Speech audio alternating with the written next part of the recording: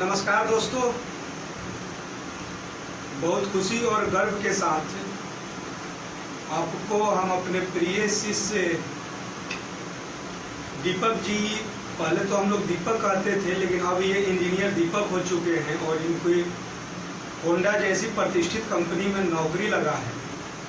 ये mechanical branch से BTech किए और जैसा कि आप जानते हैं कि नौकरी लगने के बाद जो 1 रुपया गुरुदक्षिणा जो शिष्यों से लेने की हमारी परंपरा है और उन्हें हम सम्मानित करते हैं, तो आज ये मेरे आवास पर आए हैं, तो आज हम इन्हें सम्मानित करेंगे। और जैसा कि आपको मैं बताता हूँ कि ये 1 रुपया गुरुदक्षिणा जब इन लोगों के जॉब के बाद हमें इनके हाथों से मिलता है या इनके माता पिता के हाथों से मिलता है, तो वो खुशी का ठिकाना नहीं होता है, क्योंकि ग्रामीण परिवेश के बच्चे उस बुलंदियों को पाते हैं तो कहीं ना कहीं जो हिंदुस्तान के विश्व गुरु बनने का जो सपना है उसकी पहल के लिए कदम आगे बढ़ता है और यही बच्चों के द्वारा ही एक बार फिर से हमारा हिंदुस्तान सोने की चिड़िया बनेगा। तो आज हम दीपक को सम्मानित करेंगे और इनको आगे भी उज्जवल भविष्य के लिए बहुत बहुत शुभकामनाएं और आप खूब तरक्की करें, भगवान से यही दुआ है। दीपक जी, ये बताइए आप कि अभी आपका जॉब जो है कहाँ है?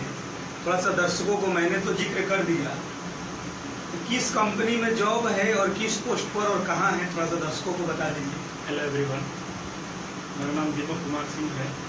मैं अभी होंडा में R&D डिपार्टमेंट में हूँ, वहाँ पे सीनियर इंजीनियर हूँ। वहाँ पे गुड़गांव हरियाणा में, जैसा कि सर ने अभी इंट्रोड्यूस किया, ये सारा सर का दिया हुआ है। जो भी हमने अचीव किया अभी तक, ये सर से हमने सीखा है, क्योंकि हम एक ग्रामीण क्षेत्र से हैं। वहाँ से हमें 10th से पहले हमें ये सब नहीं पता था। जब 10th करके हम आए सर के पास, तो जो भी हमें मिला वो तो सराहनीय है, लेकिन जो सर ने हमें मजबूती दिया, जो हमारे अंदर स्ट्रेंथ दिया इन्होंने, ये वाकई काफ़ी हद तक ऊंचाइयों तक छूने के लिए ये है। कुछ दर्शकों को ये बताइए, पुराने दिनों का यादें जो है, ये जो नाइट क्लासेज के बारे में, क्योंकि उस दौर का तो अभी तो हम लोगों को कई राज्यों में पढ़ाने का सौभाग्य मिलता है, लेकिन आप लोगों का जो प्रारंभिक नाइट क्लास था उसकी पुरानी यादों को कुछ दर्शकों से शेयर कीजिए। नाइट क्लास तो वाकई बहुत अच्छा रहा। हम लोग जब आते थे नाइट क्लास में, तो मतलब एक सिलेबस, एक बुक एक ही दिन में ख़त्म हो जाता था, एक ही नाइट में ख़त्म हो जाता था। उसमें बहुत कुछ हमने सीखा। पहली बात तो ये कि कैसे मेहनत करना है। उसके बाद अगर नाइट क्लास के अलावा हमने इसको कंटिन्यू रखा अब तो जॉब तक, जब तक कि हमने ये जॉब हासिल ना किया करने तक हमने ये बिल्कुल कंटिन्यू रखा। उससे हमें एक चीज़ ये मिला कि कैसे मेहनत करना है, how to get any big goal and all. So we got all those things through night classes. देखिए, दीपक जी ने क्या बोला कि जैसे प्रैक्टिस क्या होता है, नाइट क्लासेज जो लगातार 12 घंटे का अनुभव होता है, एक बुक का मतलब क्या है? जैसे मान लीजिए कि कभी आप पढ़ते होंगे 3D है या वेक्टर है, जो भी जेई में आते हैं, तो क्या होता था कि एक रात में 3D वेक्टर जैसे टॉपिक खत्म हो जाते थे, डिफरेंशिएशन का लेक्चर हो जाता था, इंडिफिनिट इंटीग्रेशन को काफ़ी कंसेप्चुअल हम लोग पढ़ लेते थे लगातार 12 घंटे। प्रैक्टिस के काफ़ी समय मिलते थे बच्चों के पास।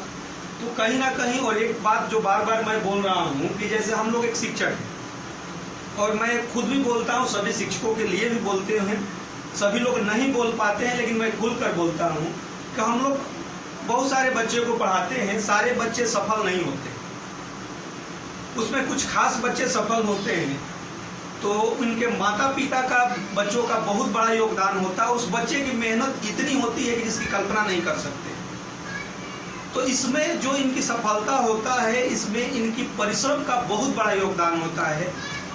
और कभी इनके माता पिता से भी हम आपको रूबरू कराएंगे, क्योंकि बच्चे की सफलता के बाद क्या होता है कि बार बार मैं बोलता ही हूँ हर वीडियो में भी कि कोई भी इंस्टीट्यूशन है या कोई भी संस्था है तो लगता है कि कोई भी है बड़े शहर में, पटना, दिल्ली, कहीं भी बड़े शहर में, कोटा, क्या होता है कि सारा काम कोचिंग ही कर दिया। अरे भाई वो बच्चा कहाँ गया, उस बच्चे की मेहनत, उसके माता पिता कहाँ गए? जब सारा काम कर दिए तो टोटल का तो रिजल्ट होना चाहिए। तो इनके माता पिता को भी, क्योंकि माता पिता विलुप्त होते जा रहे हैं, तो माता पिता को हम लोग जो घर घर जाकर सम्मानित कर रहे हैं सफल होने के बाद, तो इनके माता पिता से भी आपको रूबरू कराएंगे इनके आवास पर जाकर, क्योंकि ये तो जॉब के बाद तो बच्चे मेरे आवास पर आते हैं गुरुदक्षिणा देने के लिए, लेकिन माता पिता को सम्मानित करने के लिए हम लोग खुद बच्चों के आवास पर जाते हैं।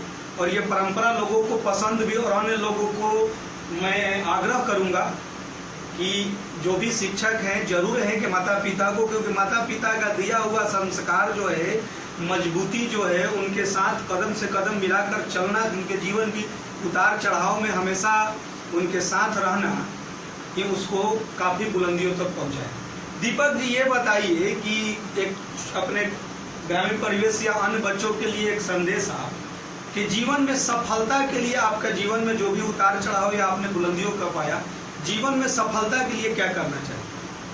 सर मैं ये कहना चाहूँगा कि जैसे कि मैं ग्रामीण क्षेत्र से हूँ और हम जाते हैं 1 घंटे का क्लास हो या 2 घंटे का हो, वैसे हमें तो 12-12 घंटे नाइट क्लास हमें मिले हैं, तो अगर हम चाहें तो उसको कहीं से भी हम पढ़ सकते हैं। अगर चाहें तो इंटरनेट पर भी पढ़ा हुआ है, जैसे कि आजकल लोग पढ़ रहे हैं, उसको फॉलो कर रहे हैं। लेकिन हम बड़े बड़े इंस्टीट्यूशन में IIT हो, NIT हो या किसी बड़े इंस्टीट्यूशन में जाते हैं तो हम लेक्चर के लिए जाते हैं, बड़े पर्सनालिटी के सामने जाएं, उनसे सीखें, वो हम सुनने के लिए जाते हैं और हमें वो 12-12 घंटे मिला है।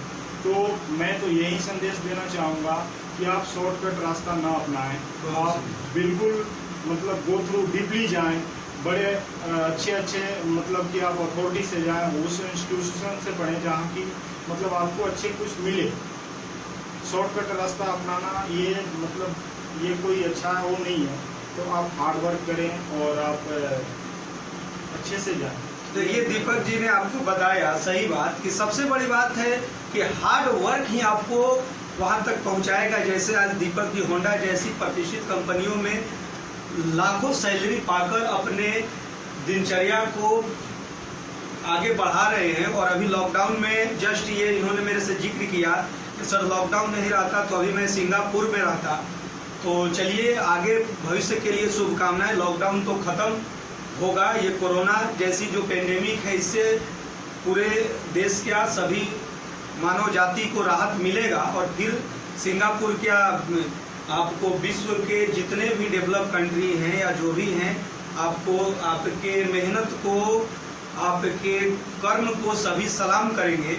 एक छोटा सा जिक्र मैं आपसे करना चाहता हूँ। काफ़ी एक स्टूडेंट आप रहे हैं और आज एक प्रतिष्ठित कंपनी में आप जॉब भी कर रहे हैं और आपने मैकेनिकल ब्रांच से पढ़कर बीटेक किया। लेकिन अभी के हम बच्चों को एक चीज़ देख रहे हैं जो हर सफल स्टूडेंट से मैं डिस्कस कर देता हूँ, कि जैसे आप लोग पढ़ते थे या हम भी कभी स्टूडेंट रहे, तो टीचर हम लोगों को होमवर्क देते थे, तो हम लोग रात को आकर या जब समय पढ़ने बैठते थे तो उस क्वेश्चन पर काफ़ी घंटे थिंक करते थे। क्वेश्चन बने या ना बने उससे नहीं, उसमें एग्जाम्पल देखते थे, उसके बाद थिंक करते थे, सोचते थे कि उस क्वेश्चन को हल करें। अपने सीनियर के यहाँ कुछ देर सोचने के बाद सीनियर से के यहाँ भी जाते थे पूछने के लिए।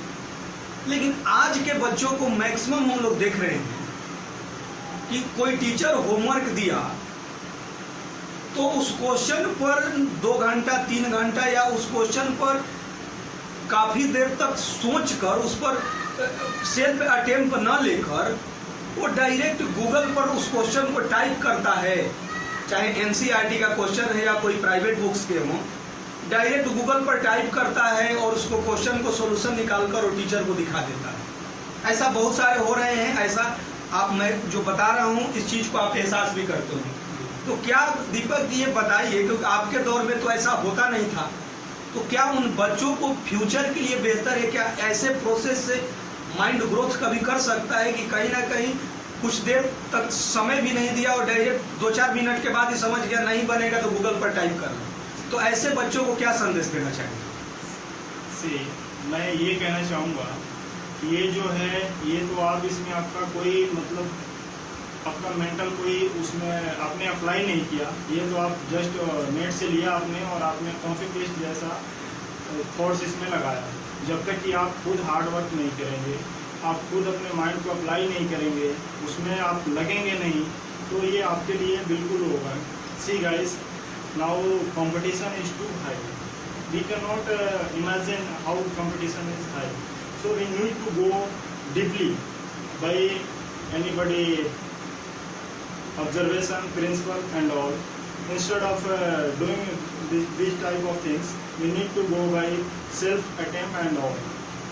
तो आप हमेशा इंटरनेट के बजाय आप खुद उसमें प्रैक्टिस कीजिए, किसी सीनियर से लीजिए, किसी फैकल्टी से आप पूछिए, और उसके बाद भी नहीं होता है फिर आप ये देख सकते हैं, लेकिन आप शॉर्टकट फॉर्मूला ना अप्लाई करें। एक अपने जूनियर के लिए आप संदेश, क्योंकि जो बैड हैबिट्स हैं उसको जो बच्चे सफल होते हैं उनकी बातों को सुनेंगे ही, हम लोग भी सलाह देते। जैसे सोशल साइट्स हुए, जैसे फेसबुक हुए, व्हाट्सएप हुए, ट्विटर हुए, इंस्टाग्राम हुए, उनसे बहुत सारे लोगों को अपने पर्सनल लाइफ में अचीवमेंट या गोल को पाने में या पॉपुलैरिटी पाने में ये सोशल साइट से एक रास्ता बना है, लेकिन उसकी संख्या बहुत कम है, 1% वैसे लोग हैं। लेकिन आज के जो नई पीढ़ी के बच्चे हैं, जो 8, 9, 10th के बच्चे हैं, 11th के बच्चे हैं, वो अपने 14 से 15 घंटा से एबव समय जो है अपने इन्हीं पर फेसबुक, व्हाट्सएप ये सब पर ही समय बर्बाद कर रहे हैं। ऐसा बहुत सारे बड़े बड़े लेखक का कॉलम भी आ चुका है। अपना माता पिता घर पर देख भी रहे, दिन भर वो समय बर्बाद कर रहे हैं स्टूडेंट लाइफ में। तो वैसे बच्चों को क्या संदेश देना चाहेंगे? एक तो पढ़ाई का हुआ, मान लीजिए क्वेश्चन करेगा, लेकिन जो दिन भर, क्योंकि वैसे बहुत सारे पेरेंट्स का भी मैंने सुना है कि सर तो दिन भर मतलब मोबाइल पर 15 से 17 घंटा समय, खाना भी खा रहा है तो उसी पर फेसबुक, व्हाट्सएप ऐसे ही कर रहा है। तो उन बच्चों को क्या संदेश देना चाहिए? मैं इनको यही कहना चाहूँगा कि सोशल मीडिया है, इसको आप अच्छे मैनर में यूज़ करें, कम यूज़ करें। इसके लिए आप इसके सिवा आप बुक को प्रेफर कर सकते हैं, फैकल्टी के नोट्स को आप प्रेफर कर सकते हैं। सोशल मीडिया पर ज़्यादा टाइम व्यर्थ करने से आपकी mental capacity, thinking capacity and all ये डिस्टर्ब हो जाएंगे, तो आप अच्छे से मेहनत नहीं कर पाएंगे। तो आप इसको ज़्यादा से ज़्यादा अच्छे तरीके से यूज़ करें अगर करना है तो, नहीं तो आप इस पर फालतू की चीज़ों पर ध्यान ना दें। ये आपके फ्यूचर पर इफेक्ट करेगा, अभी आपको समझ में नहीं आएगा, लेकिन जब आप मतलब आगे जाएंगे फिर आपको पता चलेगा कि बेस आपका फाउंडेशन अगर स्ट्रॉन्ग नहीं है तो इसके वजह से आप फेलियर हो रहे हैं। तो आप इस पर ज़्यादा टाइम व्यर्थ ना करें। देखिए, मैं तो यही सलाह दूंगा कि आप अपने सीनियर, वो भी वैसे सीनियर जो सफल हो गए, वो भी सबसे बड़ी बात है ग्रामीण परिवेश, और वो भी आप 10th, ये लोग हिंदी मीडियम से जो है 10th का पेपर देने के बाद, उसके बाद 11th 12th में 2 साल हमें पढ़ाने का मौका मिला। वो भी दिन रात हम लोगों ने मेहनत किया, और उसके बाद प्रतिष्ठित कंपनी पर लाखों की सैलरी पर ये कार्यरत है और अपने सपनों को पंख लगा रहे हैं। तो इन लोगों का जो भी सलाह है जरूर आप मानिए, क्योंकि ये अपने अनुभव से ही उन बातों को शेयर कर रहे हैं। तो आगे भी ऐसे ही जो भी इनके जैसे मेरे स्टूडेंट मिलते जाएंगे और आएंगे, तो आप लोगों को हम मिलवाते रहते हैं उनकी सलाह को। तो मैं आग्रह करूंगा कि दीपक जी तो पहले बोलते थे हम लोग, इंजीनियर दीपक जी की सलाह को आप लोग मानिए और इनकी राय को आप बताइए कमेंट बॉक्स में, जो अभिभावक भी हैं, कैसा लगा। और कहीं ना कहीं एक बेहतर राष्ट्र निर्माण में ऐसे ग्रामीण परिवेश के स्टूडेंट जो बुलंदियों को छू रहे हैं, इनका बहुत बड़ा योगदान रहेगा। Thank you.